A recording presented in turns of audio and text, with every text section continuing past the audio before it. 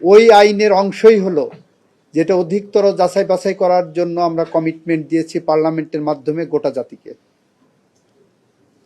যারা বলছেন আমরা এটা করি না, এটা বাদ দিয়েছি, এটা তারা বিভ্রান্তি ছড়াচ্ছেন।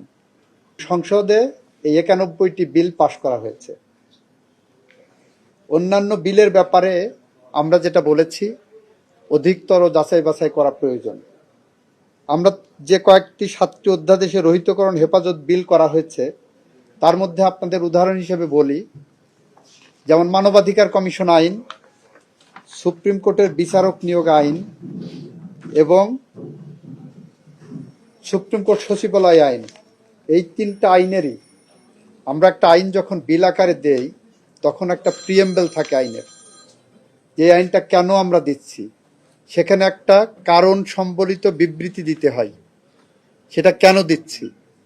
এই বিলগুলোর মধ্যে ক্লিয়ারলি আমরা বলেছি, যেমন জাতীয় মানবাধিকার কমিশন অধ্যাদেশের বিলে বলেছি, যেহেতু জাতীয় মানবাধিকার কমিশন অধ্যাদেশ ২০২৫-এর বিষয়ে সংশ্লিষ্ট স্টেক হোল্ডারদের সহিত অধিকতর পরামর্শ যাচাই বাছাই করা প্রয়োজন।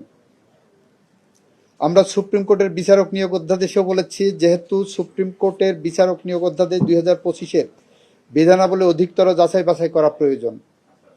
এবং সুপ্রিম কোর্ট সচিবালয়ের বিষয়েও বলেছি, যেহেতু সুপ্রিম কোর্ট সচিবালয় প্রতিষ্ঠার প্রয়োজনীয়তা বিষয়ে সংশ্লিষ্টদের সহিত অধিকতর পরামর্শ ও যাচাই বাছাই করা প্রয়োজন। আমাদের এখানে কোনো অ্যাম্বিগুইটি রাখি নাই, কোনো অস্বচ্ছতা নাই। আমাদের সংসদের কাছে আইনের মাধ্যমে যখন বিলটা উপস্থাপন করছি, it becomes and it is passed, এটা আইনে পরিণত হয়ে যাচ্ছে। রহিতকরণ বিল হলেও এটা কিন্তু আইনে পরিণত হয়ে যাচ্ছে। ওই আইনের অংশই হলো যেটা অধিকতর যাচাই বাছাই করার জন্য আমরা কমিটমেন্ট দিয়েছি পার্লামেন্টের মাধ্যমে গোটা জাতিকে। যারা বলছেন আমরা এটা করি না, এটা বাদ দিয়েছি, এটা তারা বিভ্রান্তি ছড়াচ্ছেন।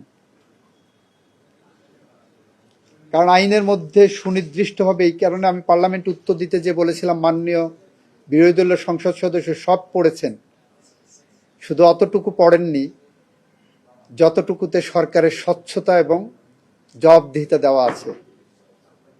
আইনের প্রিএম্বলে জেনারেলি বলা থাকে না যে উপস্থাপনা এবং প্রস্তাবনা এবং সংবলিত জায়গায় আমরা দিয়েছি। এটা হলো আমাদের স্বচ্ছতার জায়গা।